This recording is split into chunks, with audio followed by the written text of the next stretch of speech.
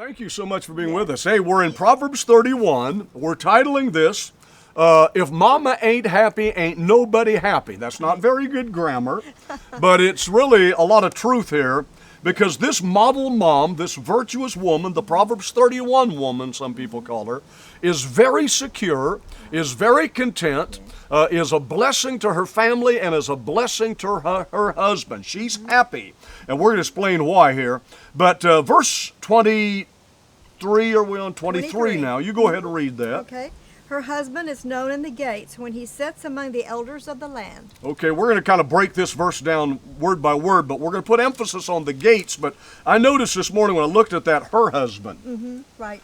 Her husband. Her husband. Not Jill's husband or Joni's husband. There's too many ladies that they're all the time saying, why can't you be like Jolene's husband?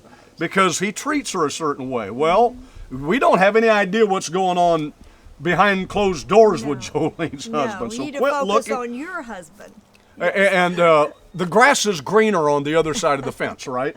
Not necessarily. If it is, there might be a septic tank over there that's Could be. leaking. It might be that the grass is greener on the other side of the fence because somebody's been watering the lawn over there. So if you want it green in your life, then you need to focus on your husband. Her husband is known in the gates of the city. Yes. You water the lawn, and your house will be blessed. Okay. Her husband is known. I like that. He's Yes, known. I do too. There's a lot of men that are known for a lot of things. He's known as a gambler. He's known as a crook. He's known. But this model mom's husband is known in the gates of the city when he sits among the elders of the land. And I think of eldership, the New Living Translation there says civic leaders. So he's got a position of leadership in the community, and that doesn't happen. You got to get voted in for that to happen, and people have to know you and respect you before you're going to get their vote normally. But the elders of the land, in a New Testament concept, the word elders is speaking about church elders, people that are mature in the Lord and can be trusted with the business of the church. James 5:14, if any sick among you, let him call on, quote, the elders of the church. Let them come and anoint with oil and pray over them in the name of the Lord. So this is saying that this, and as we shared, behind every good man is a good woman. And she's at home praying for him, prophesying over him. Right. You know, your old men will dream dreams. Right. Your young men will see visions. And on my handmaidens, they will prophesy. So behind every good woman behind every good man is a woman that's praying, that is prophesying, that is encouraging. And I thank you for the way you encourage me. Now notice this. In the gates of the city. I want you to look up, this is Abraham's seed, his descendants, Genesis 22, verse 17. But before I get to that, Matthew 16 and 18, upon this rock I will build my church, and the gates of hell will not prevail against it. Now, we're not only talking about the gates of the city. He's known, a man of God is known, and behind that man of God, a good wife, is known in the very gates of hell. There's been so many times that a true man of God will bludgeon and batter and beat up the devil that he is known in the very gates of hell. Look at this verse about Abraham's children. Blessing I will bless you, and multiplying I will multiply your descendants as the stars of heaven, and as the sand which is on the seashore. And your descendants shall possess the gates of their enemies. They shall possess the gates of the enemy. So when it says they sit in the gates of the city or the gates of the land, it means they have taken their spiritual authority and their position to stand at the gate. And the gate is between outside and inside. You gave me a comment on that this morning, what you saw in the family context. Right. My husband sits at the gates with authority, with respect, when he's a gatekeeper. So I look at his position as a gatekeeper of the home. He prays over his home. He prays over his wife. We do that his every children, morning. Every morning. So as a gatekeeper, he is the one responsible for what comes in the home, what goes out of the home. Spiritually is what I'm looking at as the main thing, is that, you know, he protects us. And, you know, I did look at some duties of gatekeepers.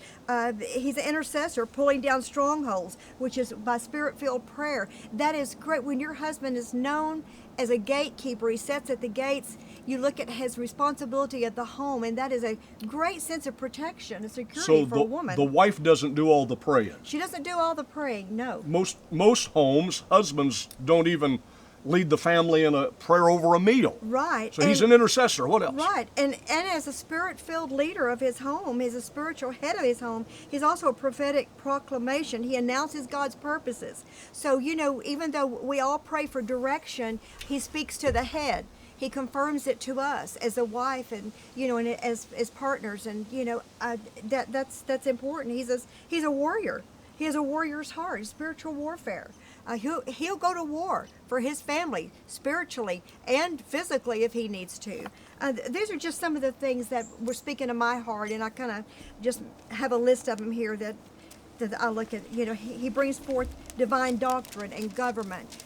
He's a great leader, not only in the city, but in his home. That's good. So gatekeeper, you know, a lot of other gates too. You got the eye gate, the ear gate, the mouth gate. Not only what comes in to the mind, what comes out. So a gatekeeper can control his tongue as well as he can control the front door and the back door of his home and the gate of the city. Psalm 127, let me get to this real quick, and let me comment on a couple of things here. It says her children are like arrows in the hands of a mighty man, or New King James, a warrior. So a child is like an arrow. An arrow has to be straight or it's going to be skewed. It has to be shaped, it has to be sharpened, it has to be shot. And every parent eventually is going to let their children go and fire that thing, and it's going to hit the target for the next generation. But notice this in verse 5. Happy is the man that has his quiver full of them. Notice, they shall not be ashamed. Now, if he's known in the gates and has a good name, then the children are not going to be ashamed. The worst thing there can possibly be for a family, I'm ashamed of my dad. I'm ashamed of my mom. And that's a sad thing. You know, Art Linkletter said they used to call him Stinkletter, and he went home crying, and his dad put him up on his lap and quoted Proverbs 22, verse 1, a good name is rather to be chosen than choice silver. So he said Linkletter is a good name. And I've met Art Linkletter here in Branson, and what a testimony, what a Christian man he was. Not ashamed, but notice this last statement. They shall speak with their enemies in the gate. So not only is the husband, the dad, a gatekeeper of the home, of the city, a spiritual gatekeeper over the gates of hell itself, but when the children are aimed in the right way and that arrow is released and our children go into their ministries in life, then it says they will speak with the enemy in the gate. They'll stand and take their authority and say, this is not coming into my nation, this is not coming into my home, my church, and the devil will flee from the gates, and the gates of hell shall not prevail against it. Hope you've been enriched by this teaching today. I love Proverbs 31. I think we'll write a book on this. Right. If Mom ain't happy, ain't nobody happy. I think that's a good title. I think it'd make a good book. Put your pre-order in right now. Right. And let me just say, ladies out there, focus on your husband and focus on what a great gatekeeper he is or can be when he comes to know God. I am so blessed to have this man as my gatekeeper. Praise the Lord. Just give him a little nudge if you have to, but don't preach to him. Right. Say, husband, take your role. Yeah. We'll see you tomorrow. Bye-bye.